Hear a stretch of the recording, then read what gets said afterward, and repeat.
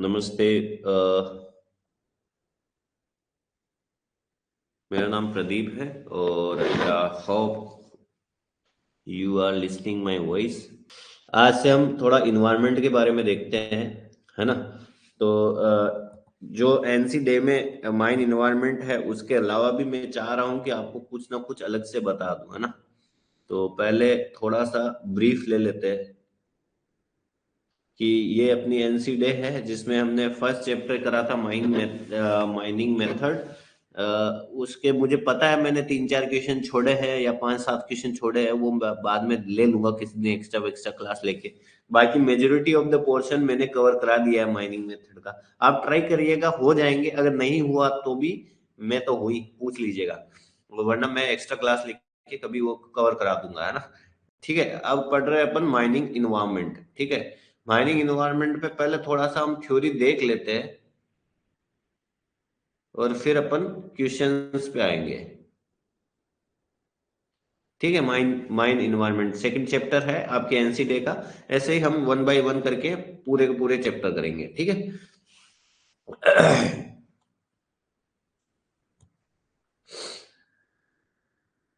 अच्छा, ठीक है। अ, पहले तो अपन देखते हैं कि जो माइन गैस वगैरह जो रहती है या इन्वायरमेंट में गैस वगैरह रहती है, उसका क्या रहता है। देखो, अगर मान लो ये तुम्हारा पूरा एटमॉस्फेयर को अगर हम ये पाई चार्ट में माने, तो अगर ये 100% है, मान लो ये 100% है, ठीक है। तो उसमें मेजोरिटी ऑफ किसका होता है, सबसे ज्यादा क्या होता है, उसमें सबसे ज्यादा क्या होता है, उसमें ये पूरा का पूरा जो पार्टीशन होता है ना, ये 78%, या एग्जैक्ट बोलूं तो 78.90% ये होता है नाइट्रोजन।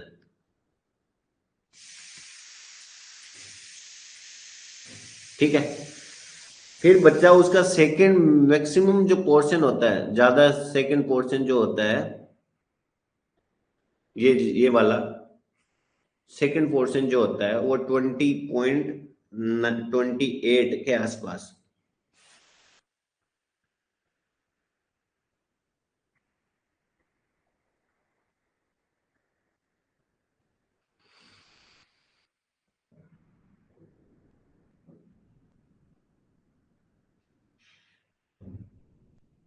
20.98 ना, और ये 78.04। ठीक है, वो रिटर्न के आसपास वाला मैं बता रहा था, वो थोड़ा अलग है। आप ये एटमॉस्फेयर का बता रहा हूं तो 78.04 और 20.98, 93, 98 अलग अलग जगह कुछ मिलता है, बट एग्जैक्ट ये 93 है ना। 20 पॉइंट, यार वापस लिख देता हूँ एक बार।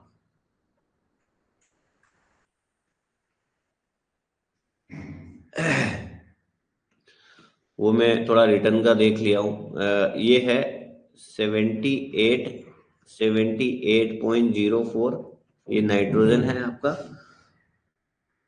79.04, और ये हो गया 20.93। ठीक है, इतना तो अपनी दो गैस, पहला गैस हो गया नाइट्रोजन, दूसरा गैस हो गया ऑक्सीजन।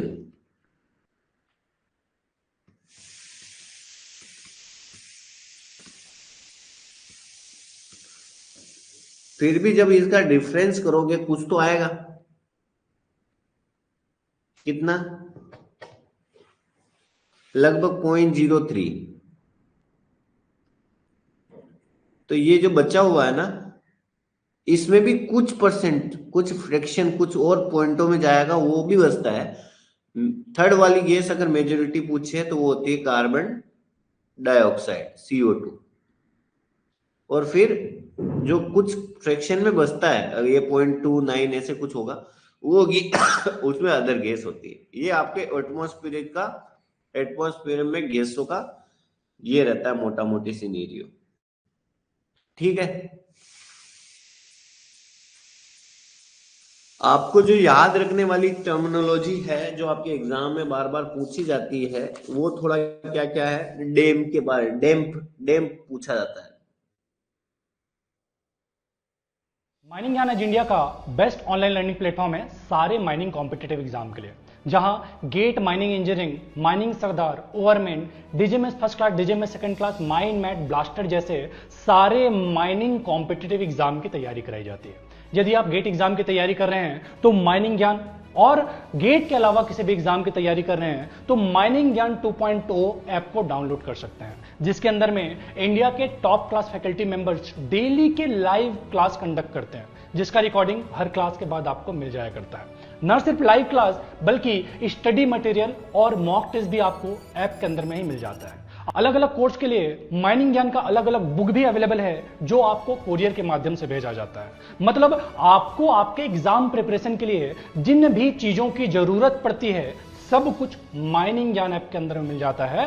तो आप भी यदि माइनिंग ज्ञान से जुड़ना चाहते हैं और माइनिंग ज्ञान से जुड़ करके अपने प्रिपरेशन को बेस्ट पॉसिबल डायरेक्शन देना चाहते हैं तो आज ही डाउनलोड कीजिए माइनिंग ज्ञान ऐप को गेट एग्जाम की तैयारी के लिए, जबकि माइनिंग ज्ञान 2.0 ऐप को गेट के अलावा बाकी सारे माइनिंग कॉम्पिटिटिव एग्जाम की तैयारी के लिए। देखो, पहला डैम्प, अलग अलग प्रकार के डैम्प होते हैं।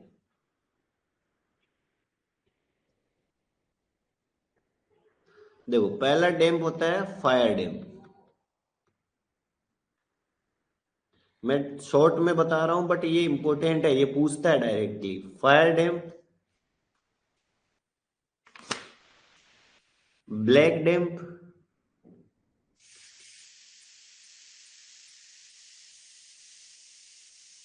थर्ड हो गया व्हाइट डैम्प, फोर्थ हो गया आफ्टर डैम्प। ठीक है, और एक और हो गया फिफ्थ, स्टिंक डैम्प।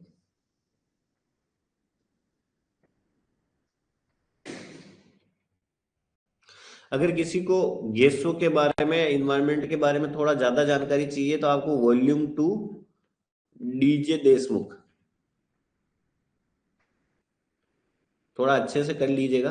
उसमें बाकी कुछ तो मैं बता ही रहा हूँ, कुछ एनसी डे में है ही है ना। अगर डेप्थ में जाना है तो आप इसको प्रिफर कर लीजिएगा। ठीक है, तो fire dam, black dam, white dam, after dam, sting dam, 5 प्रकार के डैम्प है ना। डायरेक्ट आपको पता होना चाहिए, सीधा पूछेगा बहुत बार।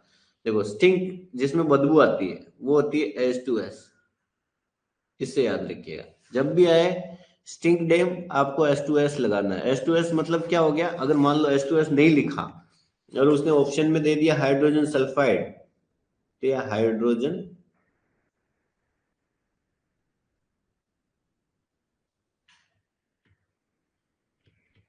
सल्फाइड। ठीक है, हाइड्रोजन सल्फाइड।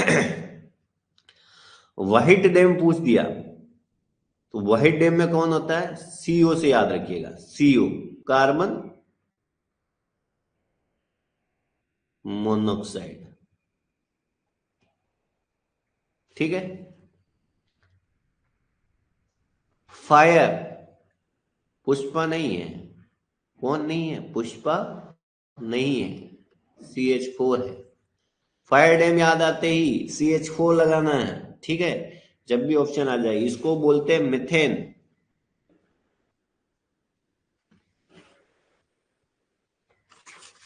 और ब्लैक डैम में वैसे तो बहुत सारी अलग अलग mixture of the extinctive gases होती है, जिसमें carbon dioxide, excess of, but आपको क्या याद रखनी है, देखो इसमें होती बहुत सारी गैस है बट आपको नाइट्रोजन याद रखना है। Nitrogen plus carbon dioxide CO2।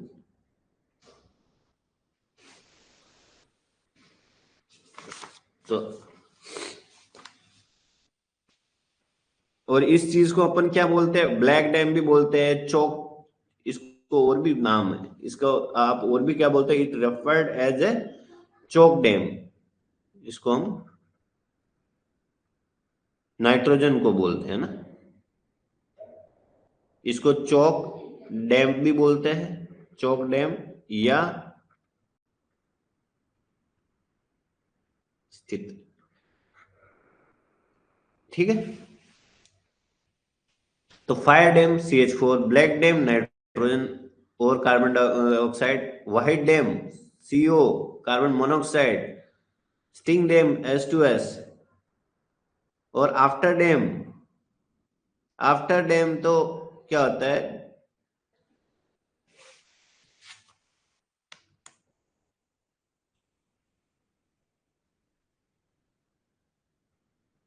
ये जनरली क्या बहुत सारी मिक्सर ऑफ गैसेस से बना होता है, बट अब अगर जैसे कंफ्यूज करने के लिए पूछ तो सकता ही है, तो इसमें कार्बन डाइऑक्साइड, CO2, नाइट्रोजन, ऐसा बहुत सारा मिक्सर होता है।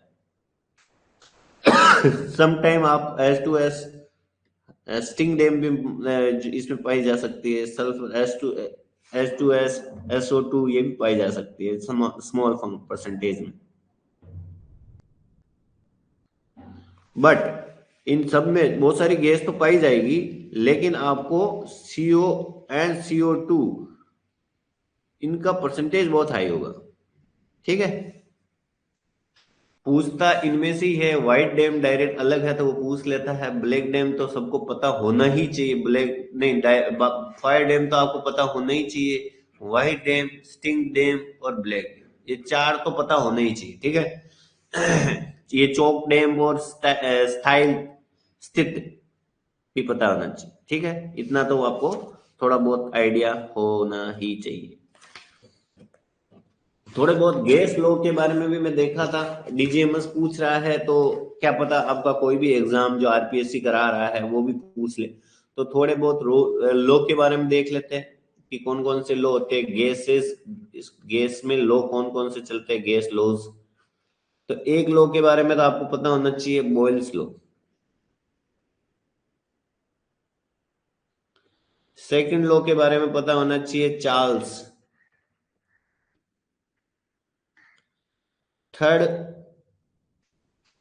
थर्ड है ये बॉयल्स और चार्ल्स, बॉयल्स प्लस चार्ल्स का मिक्सचर बोलते हैं उसको, ये combination of Boyle's law and Charles law. और एक हो गया Graham's Graham's law of diffusion. ठीक,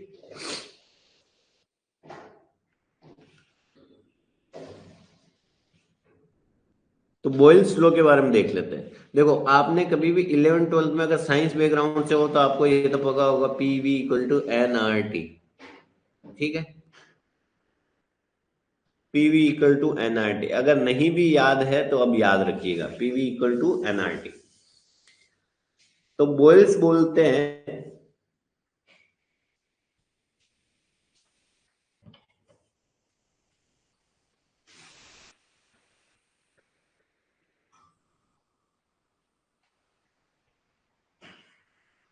बॉयल्स में क्या होता है, टेम्परेचर कांस्टेंट हो जाता है। टेम्परेचर कांस्टेंट तो N, R और T तीनों कांस्टेंट हो गए, तो इसका मतलब क्या हो जाता है, बॉयल्स में जो वॉल्यूम है वो डायरेक्टली इनवर्स, मतलब इनवर्सली प्रोपोर्शन होता है प्रेशर के।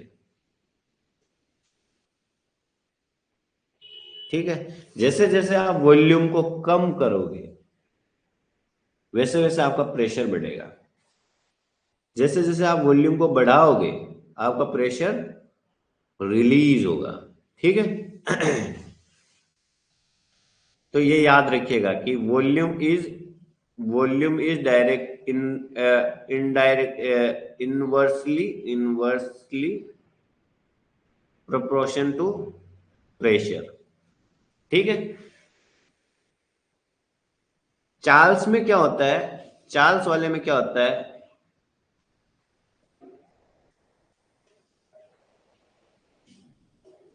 इसमें चार्ल्स में जो ये PV इक्वल टू NRT था आपका, PV इक्वल टू NRT,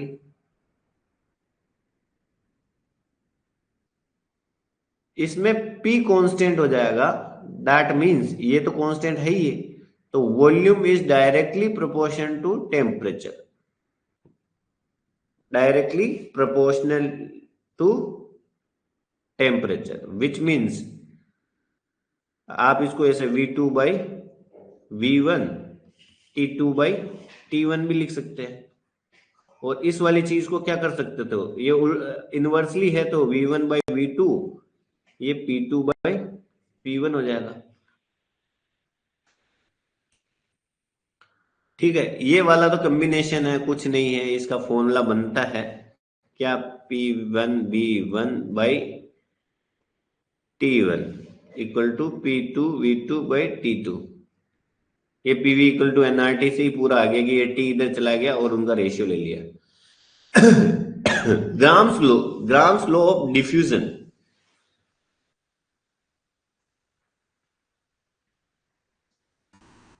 इसमें क्या होता है कि जो आपका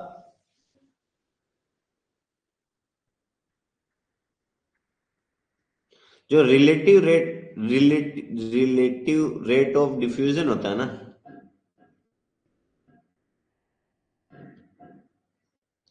जिससे हम आर से परिभाषित कर रहे हैं, इज इनडायरेक्टली या ओ सॉरी इनडायरेक्टली मेरे से गलती से निकल रहा है, inversely proportional to square root of D. D क्या है, डेंसिटी।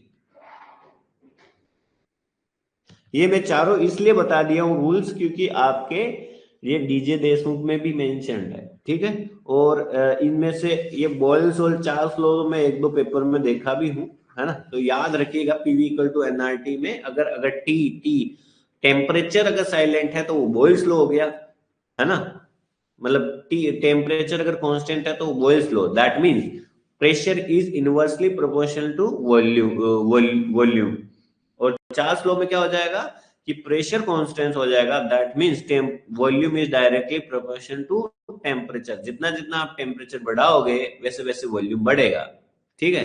जैसे मान लो कोई भी बॉक्स लोगे उसमें हीट दोगे, तो अगर मान लो टेम्परेचर आप बढ़ा रहे हो, टी बढ़ा रहे हो, तो ये वॉल्यूम उतना ही बढ़ना चाहिए प्रेशर को कांस्टेंट रखने के लिए। अगर आपको प्रेशर नहीं बढ़ाना चाह रहे हो तो वॉल्यूम को बढ़ाना पड़ेगा, ठीक है। तो ये चार थोड़ा बहुत पता होना चाहिए। अब थोड़ा बहुत गैस के कौन कौन सी गैस होती है, क्या क्या थोड़ा बहुत प्रॉपर्टी होता है, मैं उसके बारे में बताना चाह रहा हूँ। अच्छा ठीक है, पहले आपके देख ले, पीडीएफ में सारे क्वेश्चन अपलोड नहीं है आपने। नाइट्रोजन,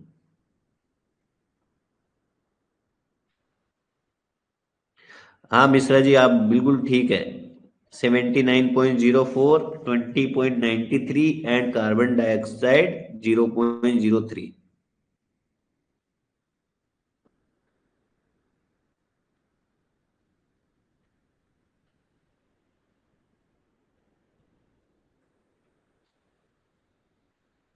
रट रखे हो मतलब पूरा। चलिए,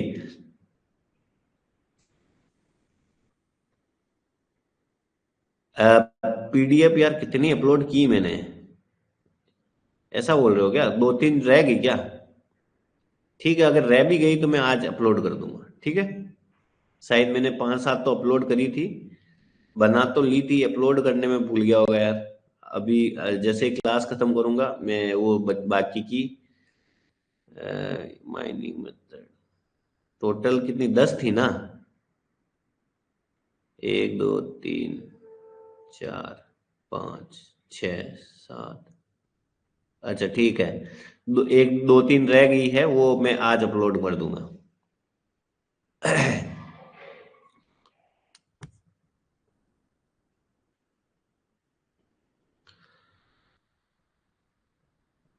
चलिए थोड़ा गैस, अलग अलग प्रकार की गैस है उनके बारे में देख लेते हैं। पहला देखते हैं ऑक्सीजन, है ना।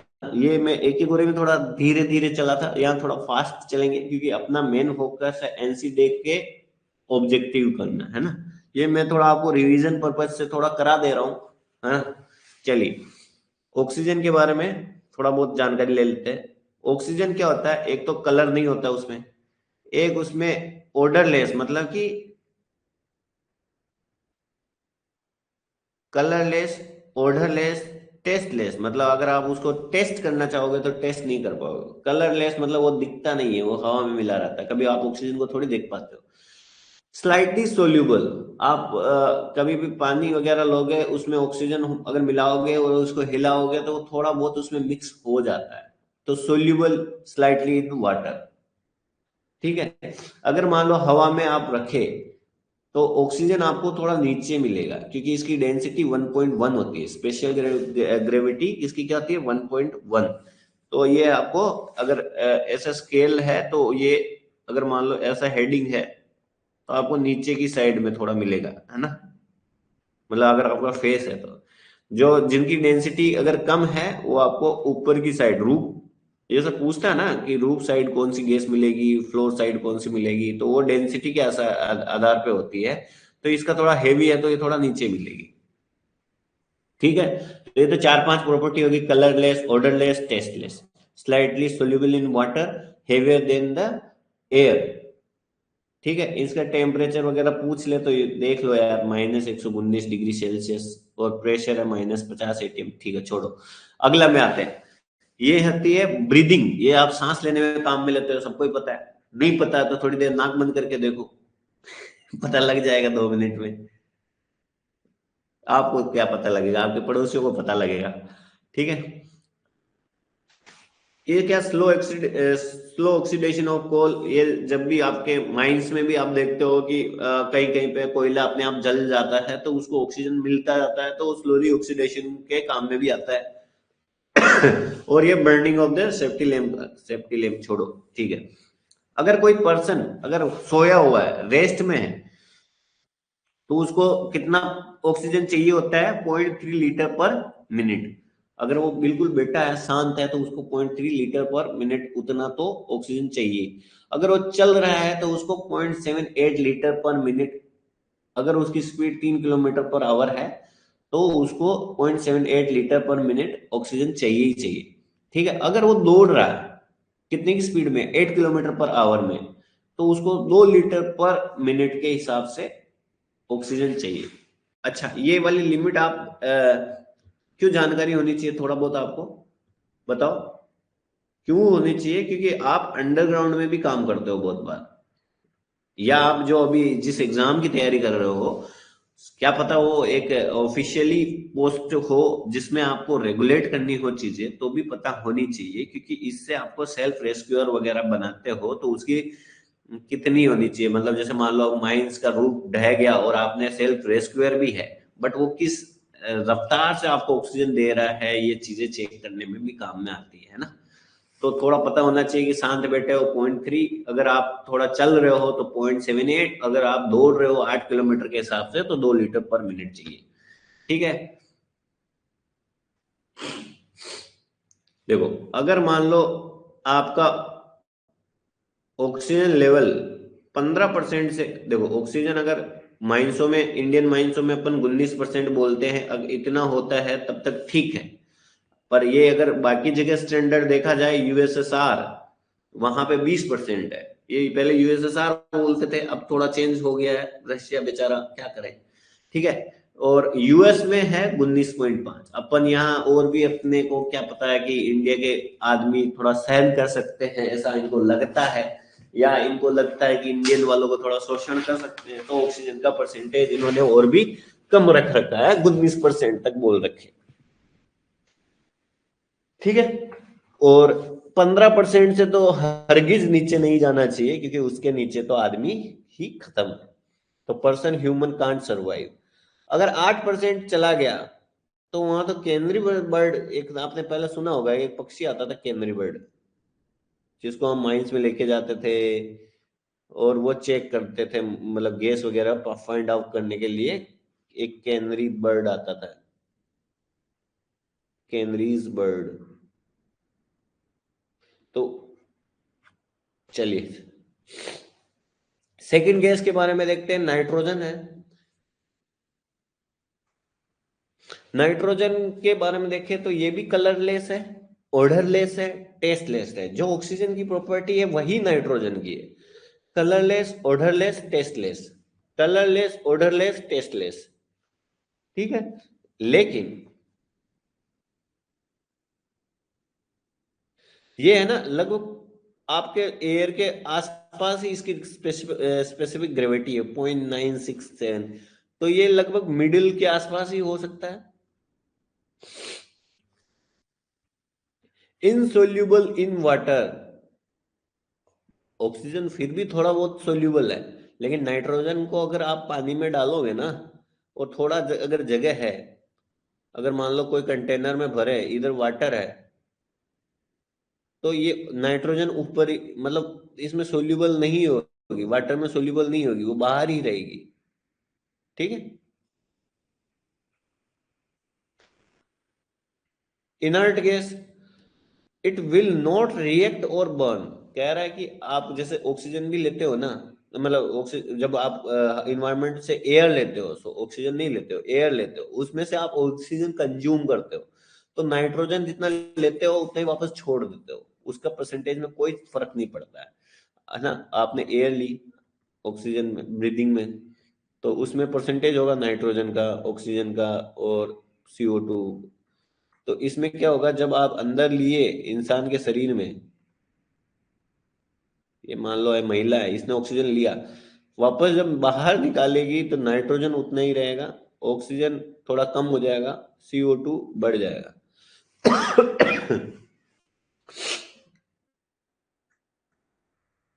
नाइट्रोजन क्यों जरूरी होता है? क्योंकि आपके एनिमल और प्लांट के लिए बहुत ज्यादा जरूरी होता है, तो इसलिए भी आपको नाइट्रोजन के बारे में थोड़ा बहुत पता आना चाहिए। क्योंकि आप माइंस, जब आप कोई भी माइंस ओपन कास्ट या अंडरग्राउंड, स्पेशली ओपन कास्ट बनाते हो, तो आपको माइंसों में रिहेबिलिटेशन मीन्स, अगर आपने ओपन किया है तो उसको क्लोज भी आपको ही करनी पड़ेगी, है ना। तो आपको जैसे OB निकाला है, ओवरबर्डन निकाला है, तो उसको वापस सेटल, जो आपने गड्ढे बनाए हैं या माइंस क्वेरी बनाए हैं, तो वापस उसको फिल अप करके वहां पे पेड़ पौधे वापस लगाने हैं। ठीक है, तो इसलिए आपको पता होना चाहिए, प्लांट के लिए जरूरी है। अगली गैस है carbon dioxide. Carbon dioxide colourless होती है, ऑडरलेस होती है, लेकिन इसमें बीटर टेस्ट होता है। तो हमने 3 गैस देखी, पहली देखी ऑक्सीजन, वो कलरलेस, ऑडरलेस, टेस्टलेस। नाइट्रोजन भी देखी, कलरलेस, ऑडरलेस, टेस्टलेस। लेकिन कार्बन डाइऑक्साइड है कलरलेस, ऑडरलेस है, लेकिन इसमें बीटर है, ये थोड़ी कड़वी गैस है, इसको आप टेस्ट कर सकते हैं। ठीक है। पहली वाली ऑक्सीजन देखी थी, वो क्या थी, हेवियर थी देन एयर। दूसरी नाइट्रोजन देखी थी, वो क्या थी, लगभग एयर के आसपास थी। और ये भी जो कार्बन डाइऑक्साइड है, ये भी आपके हेवियर देन एयर है, और ये हेवियर देन ऑक्सीजन आल्सो है। तो अगर ऑक्सीजन यहाँ पाई जा रही है, तो कार्बन डाइऑक्साइड उससे भी नीचे पाई जाएगी, क्योंकि उसकी डेंसिटी और ज्यादा है।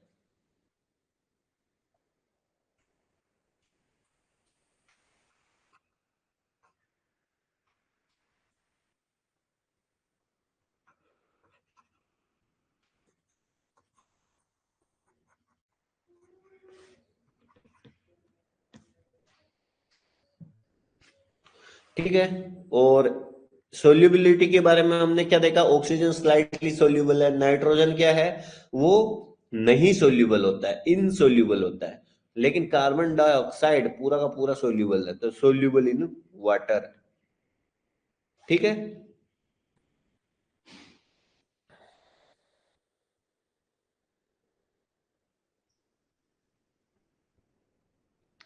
ये हम पढ़े थे ब्लैक डैम में, CO2 के बारे में पढ़ रहे थे कि CO2 होता है वो नाइट्रोजन होता है, जिसमें मैं बोला था कि नाइट्रोजन तो आपको याद रखना ही है ना।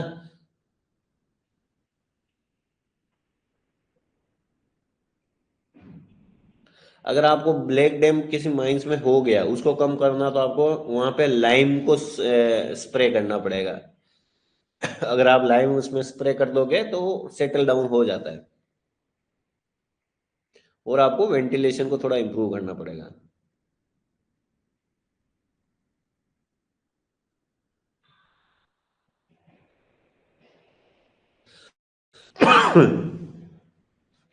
और थोड़ी बहुत गैस है, वो थोड़ा बाद में देखेंगे, ये 3 तो आपको याद रखिएगा, है ना। थोड़ा ये देख लेंगे, मेथेन देख लेंगे। चलो मेथेन के बारे में थोड़ा देख लेते हैं। मेथेन होता है CH4, कलरलेस, ओडरलेस और tasteless. O2, N2 and CH4, इन तीनों की खासियत यही है कि ये, एक तो इनमें कलर नहीं होता, ओडर नहीं ले, ओडरलेस और टेस्टलेस, टेस्ट भी नहीं होता है। ठीक है, ये क्या होता है, इसका अगर स्पेसिफिक स्पेसिफिक ग्रेविटी है अगर वो देखा जाए तो ऑक्सीजन का, फिर नीचे आएगा CO2,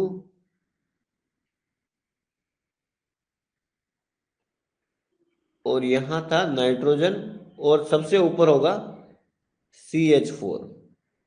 अगर कहीं पे बोल दे एक फेस है, वहां पे अगर आपको पता नहीं तो CH4 ऊपर ही ऊपर मिलेगा आपको, फिर आपको नाइट्रोजन मिलेगी, फिर आपको ऑक्सीजन मिलेगी, फिर आपको CO2 कार्बन डाइऑक्साइड मिलेगी। क्यों? क्योंकि CH4 जो है उसका स्पेसिफिक ग्रेविटी सबसे कम है तो ऊपर ही ऊपर मिलेगी। फिर नाइट्रोजन का एयर के पास है, ऑक्सीजन का एयर से ज्यादा है, CO2 का तो बहुत ज्यादा है तो नीचे नीचे मिलेगी। इसलिए आपको जब भी अगर ऐसे,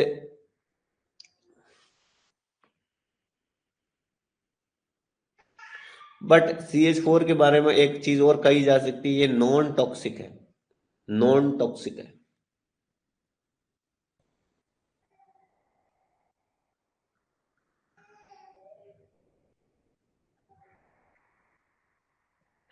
देखो CH4 में अगर आपने एयर को सप्लाई किया सफिशिएंट में, तो क्या होता है, CH4 ऑक्सीजन से मिलके क्या बनाता है, वाटर बना लेता है और कार्बन डाइऑक्साइड बना लेता है। लेकिन अगर आपके मीथेन है, आपने ऑक्सीजन प्रॉपर नहीं दी, उसमें ऑक्सीजन सप्लाई प्रॉपर नहीं है, तो क्या होएगा, वाटर तो बनेगा लेकिन कार्बन मोनोऑक्साइड बनाएगा जो कि बहुत हानिकारक है, बहुत डेंजरस है। ठीक है, तो इसलिए आपको जब भी मेथेन का कंसंट्रेशन बढ़ रहा है, वहां ऑक्सीजन अगर प्रॉपर है नहीं है वो भी बहुत डिपेंड करता है।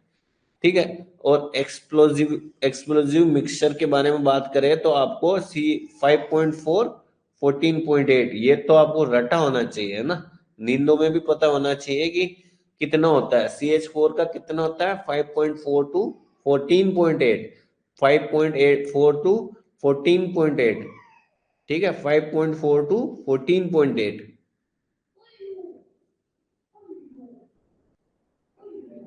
देखो ये CH4 पे बहुत सारी चीजें डिपेंड करती है, वो अपन इतना नहीं जाएंगे डेप्थ में। ठीक है, कोऑर्ड डायग्राम में आते हैं, ये थोड़ा देख लेंगे अभी, थोड़ा एक बार देख लेते हैं, आपका कोई डाउट वगैरह हो। अ, 4 फाइल अपलोडेड है, कैनरी वर्ड्स, मूनिया, लाइम क्या होता है, लाइम मीन्स चुना, ठीक है। Sir NC day 250 MCQ PDF अभी तक नहीं डाले। दिलीप जी, जैसा कि मिश्रा जी बोल रहे हैं कि मैंने 4 या 5 PDF अपलोड कर दी है, वो आज मैं पूरी पूरी सारी की सारी डाल दूंगा। ठीक है, और जो मैंने जो PPT पढ़ा रहा हूँ वही डालूंगा। ठीक है, डाल दूंगा मैं सारी की सारी। ठीक है, मैं ये सारे के सारे सेफ्टी डिवाइसेज, कौन सी गैस को कैसा एपरेटस से हम चेक वगैरह करते हैं, वो सारी चीजें देख लेंगे अपन, है ना।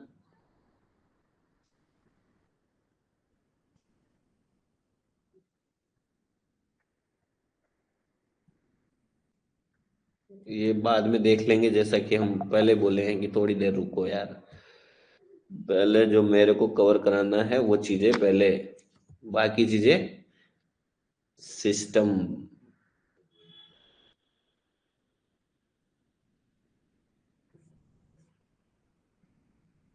ठीक है, ये चीजें तो मैं बता चुका हूँ, एक बार देख लो वापस रिवीजन के लिए। ये ऑक्सीजन वगैरह देख लिए, ऑक्सीजन नाइट्रोजन कार्बन वो देख ही लिए हैं। Black dam, fire dam, white dam, sting dam, after dam. ठीक है,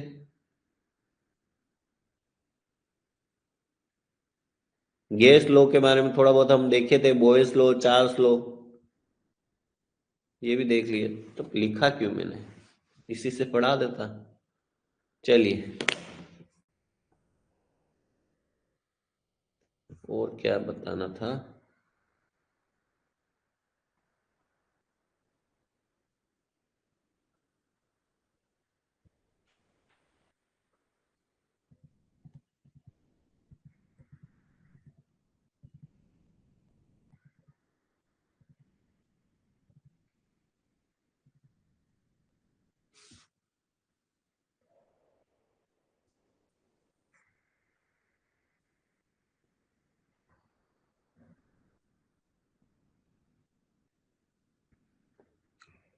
देखो आपके एक कुछ चीजें मैं एक एक गोरे की भी लेके चल रहा हूँ, क्योंकि मैं चाह रहा हूँ कि आपको थोड़ा बहुत उसका भी आइडिया हो, और वो जब आप पढ़ो, मान लो आपके इसमें डाला है नहीं डाला मुझे नहीं आइडिया, बट अगर आप पढ़ो तो आपको थोड़ा आइडिया रहे ना। देखो ये होते हैं पोल्यूटेंट, इनको बोलते हैं, और ये उनकी ये अगर लिमिट चेंज हुई हो तो मेरे को भी एक बार देखना पड़ेगा, है ना। लेकिन अगर सस्पेंडेड पार्टिकल मेटल्स है,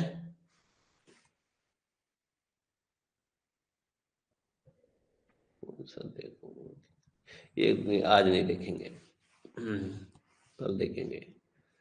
ठीक है, ये हो गया।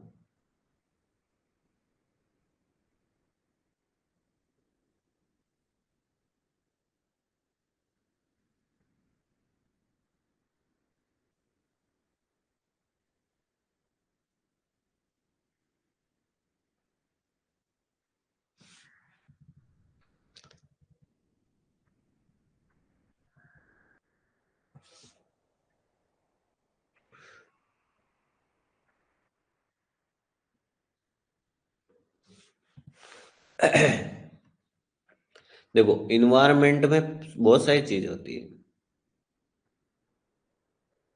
पहले कौन कौन से पोल्यूशंस होते हैं। पहला पढ़ रहे हैं एयर पोल्यूशन, जिसके बारे में हमने बहुत सारी पहले कंपोजिशन देखा कि कैसे कैसे CO2 का क्या होता है, नाइट्रोजन का क्या होता है, फिर उसके बाद कार्बन डाइऑक्साइड का क्या होता है, फिर उसके बाद में हमने अलग अलग गैसों के बारे में, ऑक्सीजन के बारे में, CO2 के बारे में, नाइट्रोजन के बारे में, CH4 के बारे में, चार पांच गैसों के बारे में देखा।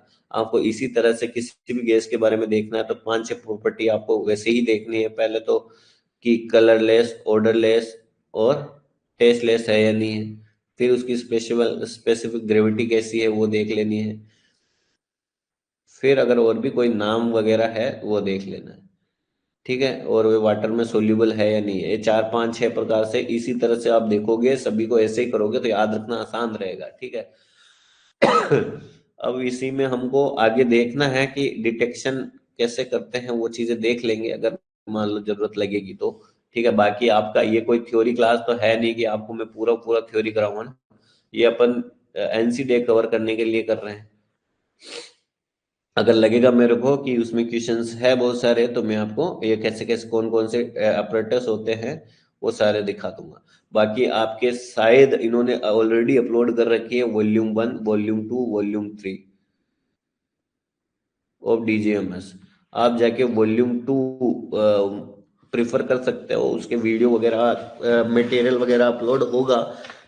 और एक के गोरई में भी मैंने बहुत सारी चीजें बता रखी है, उसमें भी बहुत सारी चीजें हैं। आप उनसे बोल सकते हैं कि एक के गोरई भी का एक्सेस भी अगर नहीं है तो वो आपको दे देंगे। ठीक है, जैसा जैसा डिमांड है वैसा पूछ सकते हैं। ठीक है, माइनिंग के लिए आपको एक एक गोरई, वॉल्यूम 1, वॉल्यूम 2, वॉल्यूम 3 और NC डे, ये अगर आप करके गए तो आपका बहुत हद तक तैयारी हो जाता है। ठीक है, फिर बाद में PYQ और इसमें मिला लो, PYQ अगर और कर लोगे तो अच्छा हो जाता तैयारी। तो पहला हो गया एयर पोल्यूशन। एयर पोल्यूशन के बारे में आपको सारी की सारी जानकारी ऐसे होनी चाहिए। फिर एक होता है वाटर पोल्यूशन, उसके बारे में भी आपको अलग अलग की भाई बायोडिग्रेडेबल, COD, BOD, ऐसे पता होना चाहिए कौन कौन से पोल्यूशन होते हैं, कैसा क्या होता है। फिर एयर पोल्यूशन, वाटर पोल्यूशन और नॉइज पोल्यूशन।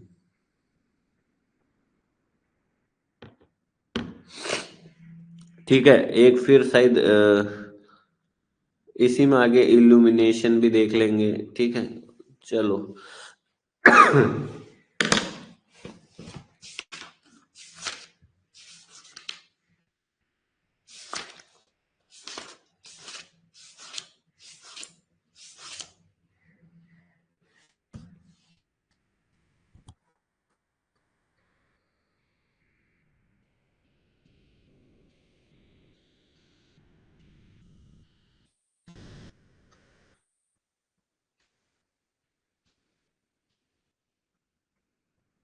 इल्यूमिनेशन हो गया, ठीक है।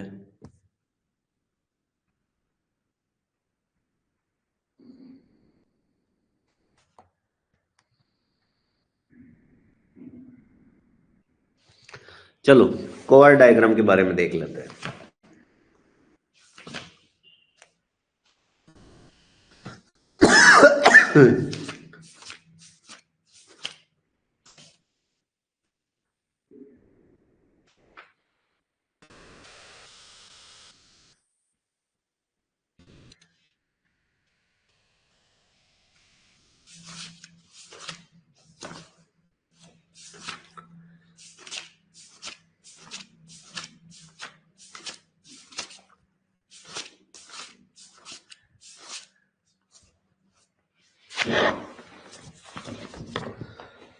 कोआर देखो, पहले तो क्या क्या चीजें होती है, मैंने आपको फायर डैम्प के बारे में बताया है ना। तो माइंड में जो एक्सप्लोजन्स होते हैं, इसमें लिखा जाएगा क्या, देखो माइंस में जो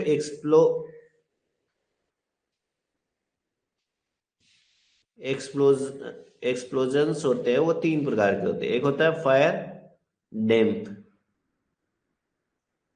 एक होता है कोल डस्ट, और एक होता है वाटर गैस। ठीक है, ये आपके explosions in the coal mines होते हैं।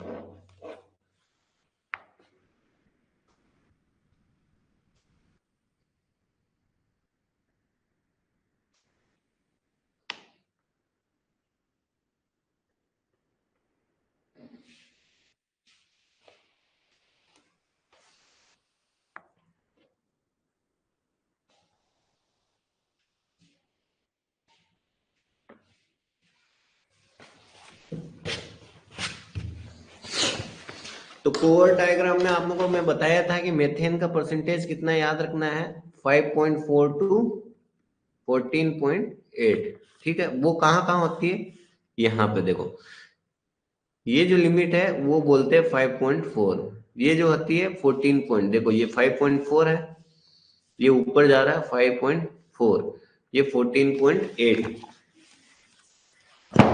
ये डायग्राम आपके दे रखा है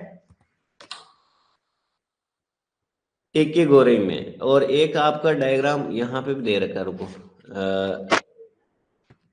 डीजे देशमुख में।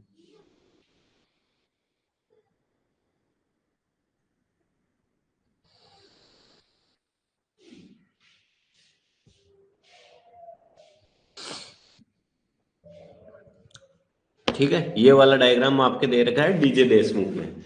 इसका मतलब क्या है, अब आपको एक थोड़ा थोड़ा बातें बताता हूं। देखो 5.4 ये हो गया, 5.4 यहां हो गया 14.8। ठीक है, तो अगर मान लो माइंस में जो ये एक्स वाई जेड दिख रहा है, ये वाला पार्टीशन आपको दिख रहा है, इसका मतलब क्या है,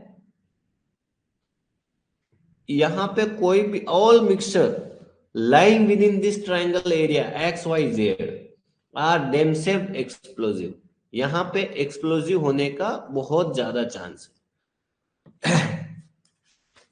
और देखो ये रेंज तो आपको याद रखनी है, कौन सी, 5.4 टू 14.8, ये तो आपको बहुत ज्यादा याद रखनी है। अगर पूछ ले, क्या पूछ ले, कि मैक्सिमम एक्सप्लोजिव वायलेशन, हाँ लिखो यार, इसको भी कहीं लिख देता हूं।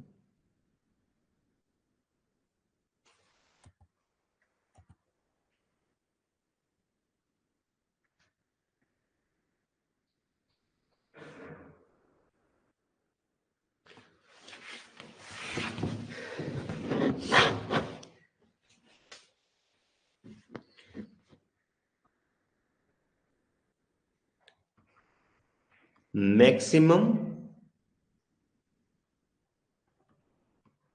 एक्सप्लोजिव वायलेंस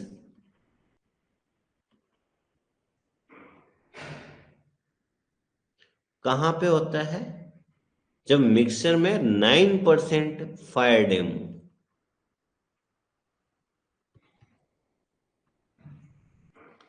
9% पे, ये देखो 9% यहां से लोगे ना, 9% यहां से, तो इस जगह पे जो होगा ना मैक्सिमम एक्सप्लोजिव, अगर पूछ ले मैक्सिमम कहाँ पे होगा, 9% पे।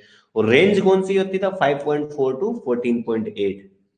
ठीक है, और ये निकालते कैसे है, कौन सा फॉर्मूला होता है, तो एक्सप्लोज, ये मैक्सिमम परसेंटेज कैसे निकालते हैं, x equal to 100 divided by P1 divide by N1, P2 divide by N2, P3 divide by N3 percentage. ठीक है,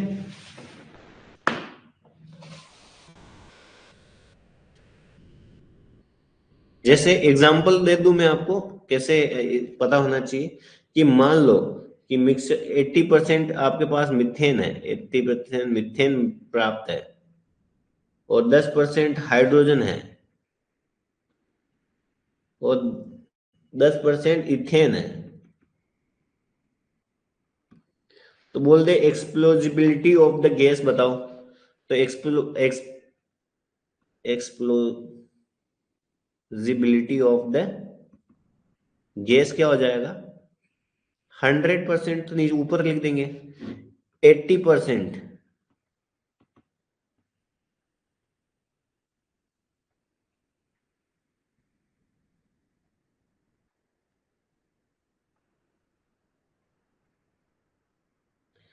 अब इनका क्या अलग अलग रहता है, तो 80 का, इसका मेथेन का 5%, 5 से डिवाइड होगा, हाइड्रोजन का 10 डिवाइडेड बाई 4.1, और एथेन का क्या होगा, 10 बाई 3.2। तो जब इसको सोल्व करेंगे तो ये आएगा 4.6% अप्रोक्स। और ये किस रेंज में आता है, 4.6, ये हो गया यहाँ पे 5 इस जगह पे कहीं, तो ये यहाँ कहीं जा रहा होगा। ठीक है, तो अब मान लो ये पॉइंट तो यहाँ आया, कभी ये पॉइंट यहाँ आएगा, कभी यहाँ आएगा, कभी यहाँ आएगा, तो अलग अलग रेंज के बारे में पता होना चाहिए ना कि कहाँ पे आपका क्या होगा। तो वही चीज देखते हैं अपन।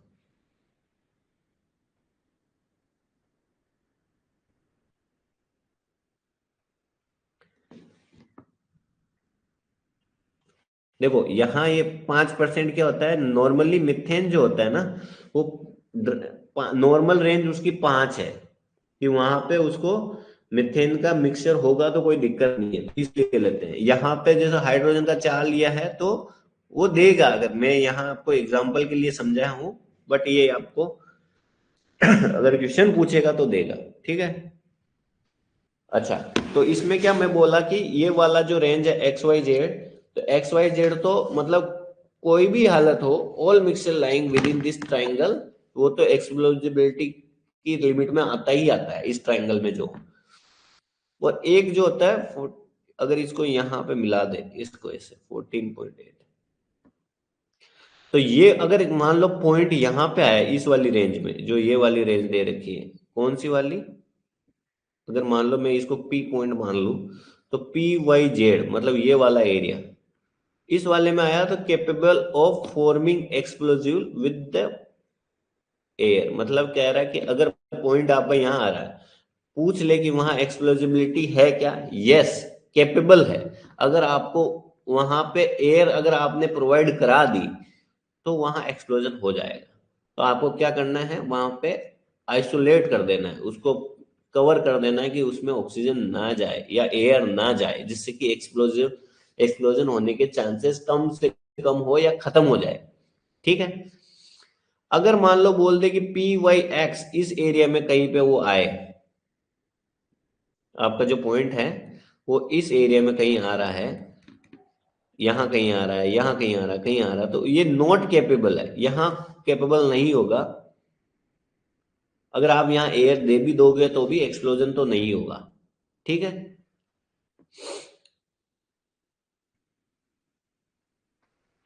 और एक और ऊपर है,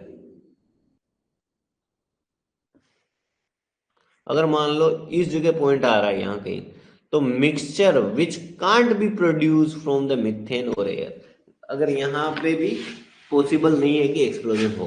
तो आपको सबसे ज्यादा ध्यान देना है ये वाली रेंज में और इस वाली रेंज में, कि यहाँ तो एक्सप्लोजन होने के पूरे पूरे चांस है। यहाँ पे क्या, अगर आपने हवा प्रोवाइड करा दी तो एक्सप्लोजन होगा। ठीक है।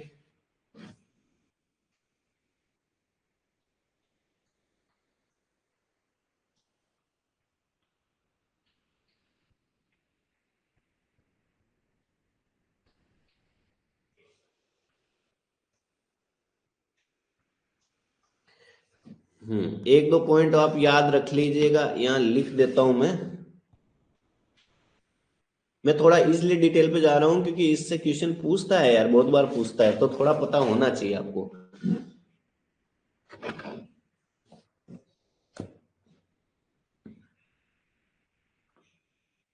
देखो, जो लोअर लिमिट है ना ऑफ एक्सप्लोजिबिलिटी,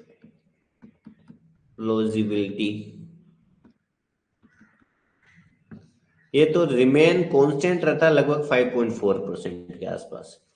ठीक है।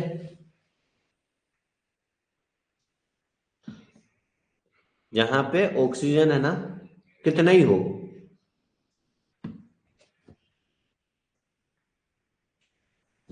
ऑक्सीजन अगर मान लो 12.5% से ज्यादा और कितना भी हो मैक्सिमम,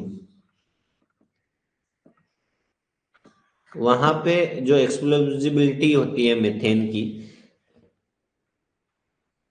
लोअर लिमिट वो होती है 5.4 मीथेन वगैरह भी याद मन।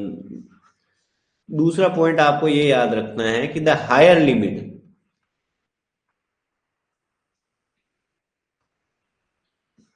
ऑफ एक्सप्लोजिबिलिटी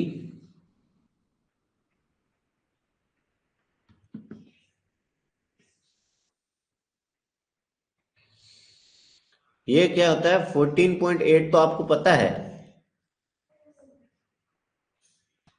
लेकिन ये कम भी होता है, ये कम घटते घटते घटते 6% तक भी आ सकता है। ये डिपेंड किस पे करता है, डिपेंड ऑन द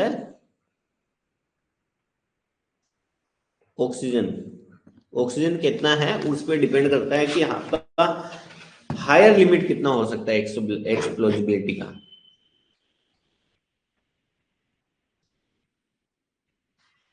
अगर बोल दे कि आपका कोई भी हालत हो ऑक्सीजन एक्सप्लोजिबिलिटी या एक्सप्लोजन नहीं होगा, तो no percentage of fire dam,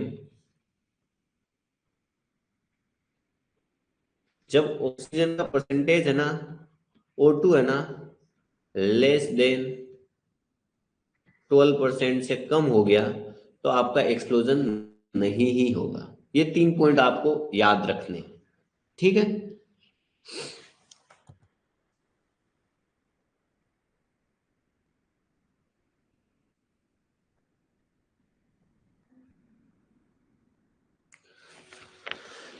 explosive mixture 5.4 to 14.8।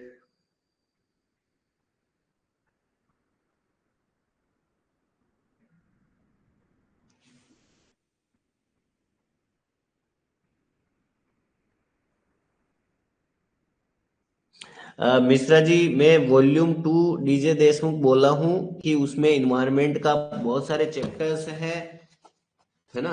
तो वहां आपको माइंस गैस के बारे में पता चलेगा, अंडरग्राउंड इन्वायरमेंट या माइन वेंटिलेशन के बारे में पता चलेगा, कैसे इन्वायरमेंट अंडरग्राउंड में आपको एयर का कैसे डिस्ट्रीब्यूशन करना है वो पता चलेगा, कितने टाइप की माइन फायर है, स्पॉन्टेनियस हीटिंग है, एक्सप्लोजन कौन कौन से होते हैं, रेस्क्यू एपरेटस, रेस्क्यू ऑपरेशन कौन कौन से होते हैं, recovery apparatus, recovery operation, lighting के बारे में, डिजीज के बारे में, है ना।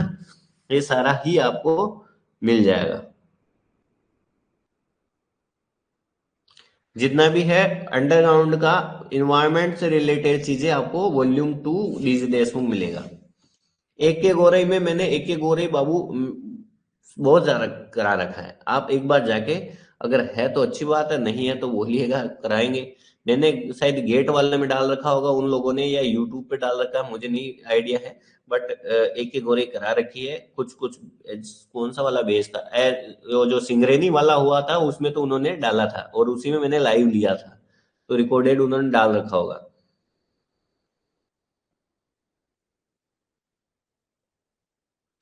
आरपीएससी का सिलेबस पूरा गेट का सिलेबस है, तो एक एक और ही देखे। देखो भाई, आरपीएससी में अगर आप मतलब आरपीएससी ही छोड़ो, कोई भी एग्जाम हो, अगर आपको उसको निकालना है तो उसके लिए आपको जो जो तीन चार तो बुकें हैं यार, पढ़नी तो पड़ेगी। एक एक गोरी, एनसी डे और वॉल्यूम 1, वॉल्यूम 2, वॉल्यूम 3, ये चार पांच बुक है। अगर लग रहा है कि पढ़ना है, मान लो मतलब एक्सट्रीम कंडीशन में कि नहीं हुआ, फिर भी आपका नॉलेज मतलब माइनिंग में कहीं तो काम करोगे, वहां तो जरूरत पड़ेगी ना। वहां केवल ये ट्रिप गिनना, ट्रिप निकालना, वो ऑपरेटर को निकालना, वही काम नहीं रहता है। उसके अलावा अगर आपको थोड़ा माइनिंग का नॉलेज रहे तो अच्छी चीज है।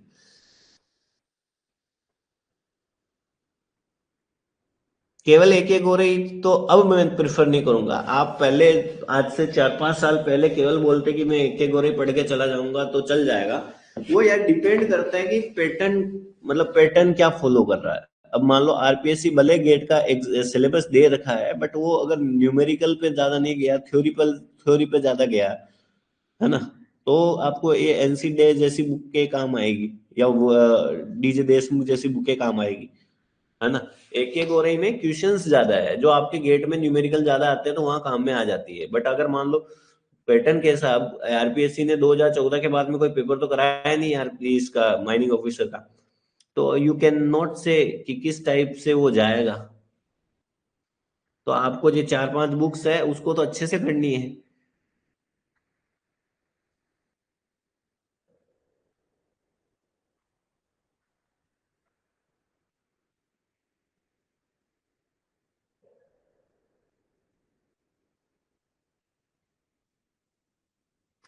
ठीक है, ये सारे के सारे पॉइंट याद रखना भाई लोग, है ना, तीन चार पॉइंट।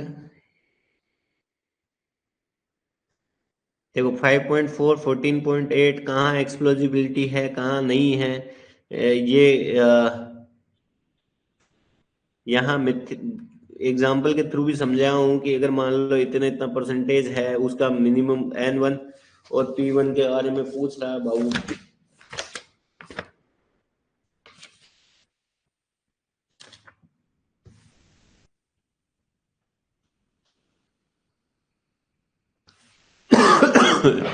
ये lower limit of explosibility, higher limit of explosibility, lower limit हमेशा फिक्स रहती है 5.4, भले ऑक्सीजन का कितना ही हो, 12.5 से ऊपर कितना ही हो, वो लिमिट फिक्स रहेगी कि इतना ही है लोअर वाली। पर हायर वाली देखो जनरली 14.8 अपन पढ़ते हैं, बट उससे कम भी होती है, उससे कम 6% तक भी जाता है। वो कैसे डिपेंड, कितना वहां पे ऑक्सीजन है उस पर डिपेंड करती है। अगर फायर डैम बनाना है तो आपको ऑक्सीजन लेवल 12% से ज्यादा होनी चाहिए, अगर उससे कम है तो कोई दिक्कत नहीं है, फायर डैम नहीं बनेगा। ठीक है, और क्या बताना था।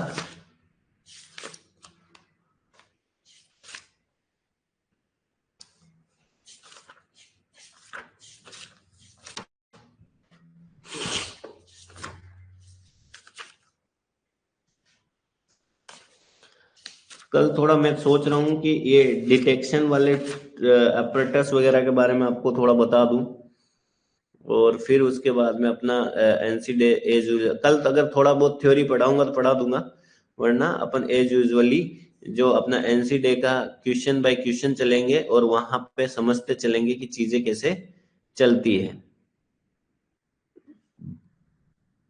ठीक है,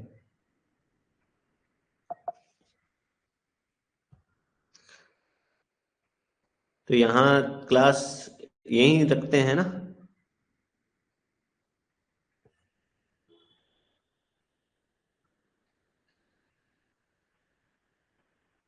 चलिए मिलते हैं कल।